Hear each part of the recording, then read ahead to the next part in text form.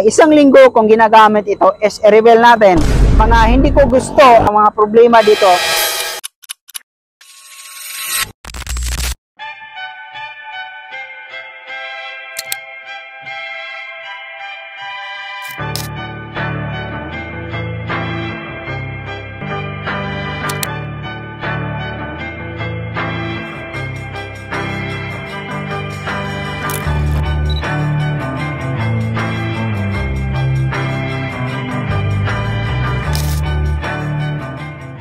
So right, magandang araw mga kaibigan, is nandito tayo sa Marilaki ngayon. So gamit natin is yung FKM Falcon X400. Nanghiram tayo sa FKM at salamat naman, pinahiram tayo.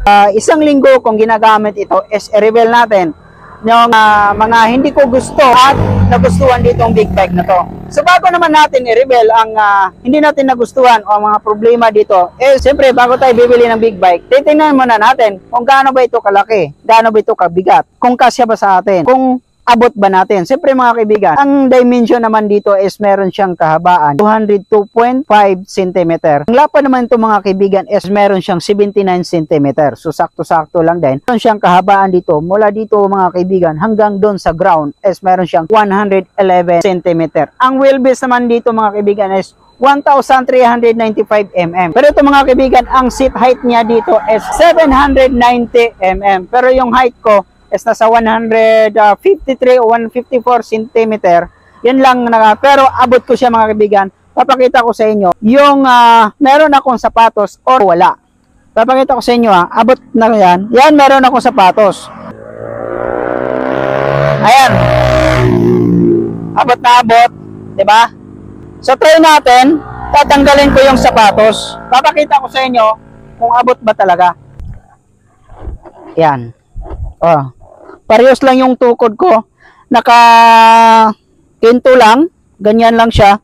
Pero abot na abot ko pa rin mga kaibigan. So, swak ito sa mga kagaya ko. Sakto to sa mga kagayang height ko. Ang ground clearance dito mga kaibigan is meron lang siyang 170 mm. Mula dito sa chassis hanggang doon sa ground, meron na siyang 170 mm. So, ang kabigatan naman dito, mga kaibigan, is 185 kilograms lang to. So, kayang-kaya ko i-manage sa mga kurbada, mga bangkingan, ganito, sa pangatawan ko, kasi ako nasa, 60 to 65 kilogram lang ako.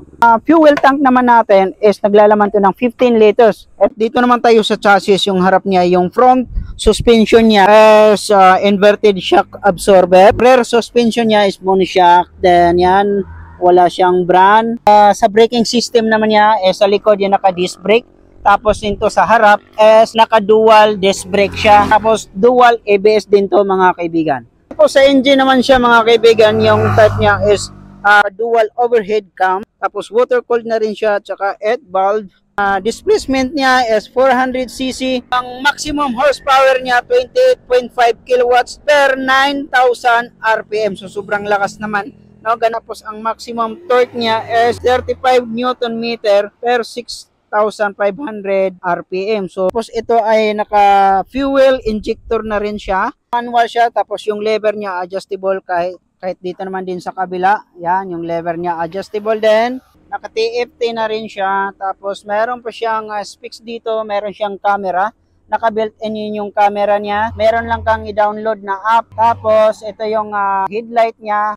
Nandyan yung projector sa loob. Tapos ito yung loo. Tapos ito yung high beam. Lahat po yan ay LED. Pati na rin ditong turn light natin. Yung clearance light natin. Yan. Naka-LED na rin. Ito yung tail light natin, naka-LED. Meron na siyang mudguard. So ito mga kaibigan, ito yung layered lens niya. Tapos kung mag-on ka ng headlight, yan yun yung low beam. Tapos ito naman yung high beam. Yung projector sa ibaba. Yung TFT niya is meron na siya diagnostic tool. Panel niya is nagbabago siya. Dalawang mode ito, light mode saka dark mode. Automatic siyang magbabago. Halimbawa ay magda-dark mode yan. Yung mga font color niya is magkulay white. Tapos mag-light mode siya, ganyan yon. Mga kulay black yung font niya. Lolong press mo lang tong set na to. Lalabas yung diagnostic tool. Diba? So dito, up and down ka lang, pipili ka lang yung ano dyan. So wag nating pindutin ng pindutin, baka kung anong mapindot natin. ibabak na natin. Babalik yan doon sa normal na panel. Dalawa din yan. So, pipili ka lang yung bilog ang gusto mo. Yan, kung bilog or yung hindi bilog. Pero mas gusto ko yung ganito. Kasi makikita mo yung itong RPM. Ganyan siya. Ayoko na itong bilog eh. So, mas gusto ko yung ganitong square. Itong side mirror, although pang modern classic siya, pero hindi ko siya gusto. Hindi ko type eh. Hindi ko type yung side mirror niya. Pero yun talagang naka-design ng modern classic. Pero kung gusto nyo, palitan nyo ng side mirror. And then, ang isa dito, yung stock na busina is napakahina talaga. Ayan. Yan ang pinakayo. Sana i-improve nila yung busina. May remote siya. Halimbawa, ayan, lalak natin. Ito, ilak natin. Nakalock na yon. So, hindi mo siya mapaandar. Hindi mo siya mapaandar. Ngayon, mag-aalarm yan. Ngayon, nakalock yan. Susian mo. Mag-aalarm yan. Mag-aalarm. So, ngayon, pag i-off mo yan, hindi rin siya mamamatay. Kapag hindi mo siya i-unlock dito. I-unlock natin. Dalawang pindot. Ngayon, i-start mo to. Ito to. I-start mo siya dalawang pindot. 1. Under na. Ito, kung tamad ka magpa-init ng motor sa umaga, pwede mo itong gamitin. Tapos, ngayon, pag pinatay mo, ito lang yung unlock. Isang pindot lang. So, namamatay. Tapos, ito naman sa ibaba, alarm. Pa-under natin.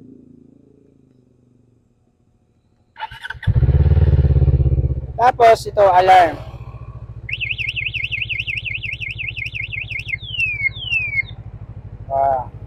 So ngayon mga kaibigan, ngayon naka-under na yan, gamit mo yung remote, hindi mo rin siya masusiya na gusto mong patayin. Kasi naka-off dito eh. Diba? Naka-off yan.